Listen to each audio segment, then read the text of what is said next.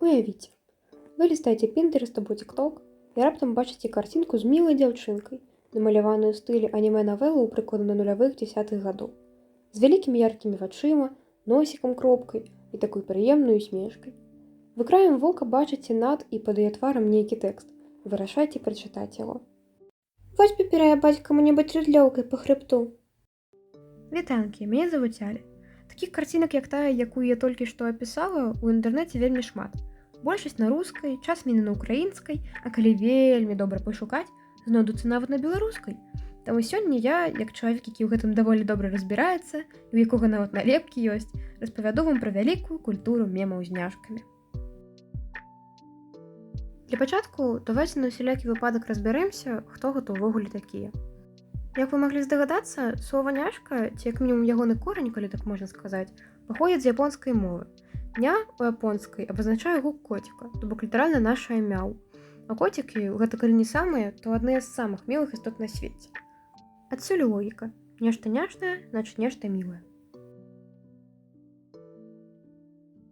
Як я і сказала на самым пачатку, звычайна для такіх мемаў выкарыстоўваюць фрагменты з розных візуальных навелаў у анімэ-стылістыцы, якія выйшлі прыкладна ў нулявых і дзесятых гадах. Напрыклад, з тых, што я змагла пазнаць, «Звязаныя небам» 2008 году, «Ты, я і яна. Гісторыя кахання» 2013, «Эден» 2009 і яшчэ вельмі шмат розных навелаў, анімэ і манг. Ну, і калі нехта вельмі хацеў даведацца, карцінка з якога твору была выкарыстаная на пачатку відэа, то гэта ранобы цукі-цукі. Таксама часам за аснову бяруць карткі з Сыкаі і Бандоры. Магчыма, і з іншых там гульняў, аднак я бачыў толькі з гэтымі двума. Дарэчы, фрагменты менавіта картак з Сыкаі вы бачылі на працягу ўсяго відэа. Хоць няшкавыя мемы робяцца рознымі людзьмі, тэмы ў іх часта перасякаюцца. Вось вам прыклады некаторых з іх. Абсалютная большасць няшак з мемаў ненавідзіць гульцоў доты. Асабіста я ніколі не гулялася, і мяне няма сяброў, якія былі ў гэтым зацікаўленыя, так што тут я нічога сказаць не магу. А яшчэ яны проста ненавідзяць патрыархат і хлопцаў у агульным. Жарты пра тое, што знаёмы шмат такім школьнікам і студэнтам, а то бок пра сон, а калі быць дакладней пра яго недахоп, ляноту і нелюбоў да вучобы.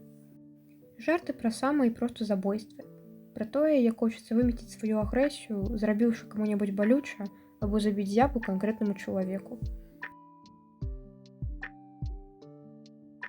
Адны з самых папулярных фразаў для мемаў з няшкамі гэта: «Я няшка, пруфаў не будзе».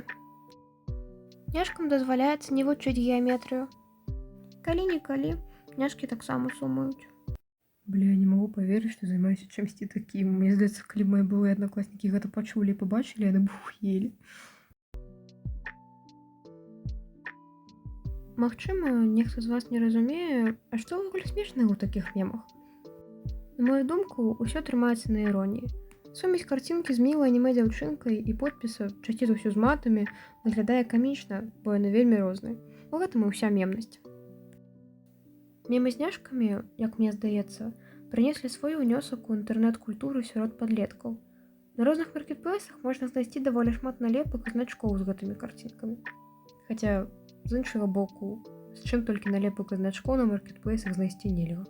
Таксама, на мою думку, менавіта ад мемаў з няшкамі з'явіліся такія цудоўныя рэчы, як фоткі коцікаў з надпісамі і мемы са звычайнымі прыгожымі фоткамі краявідаў і гарадоў. Калі іх так можна назваць, бо звычайна яны болей дэпрэсіўныя. Ну, а на гэта ў мяне на сёння ўсё.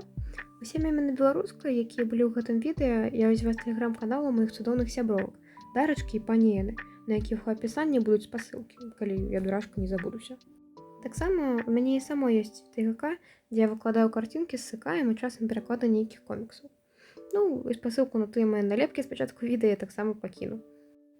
Мне будзе даволі цікава пачытаць вашыя думкі наконт гэтай субкультуры, калі гэта можна так назваць. Дзякуй за прагляд і да сустрэчы!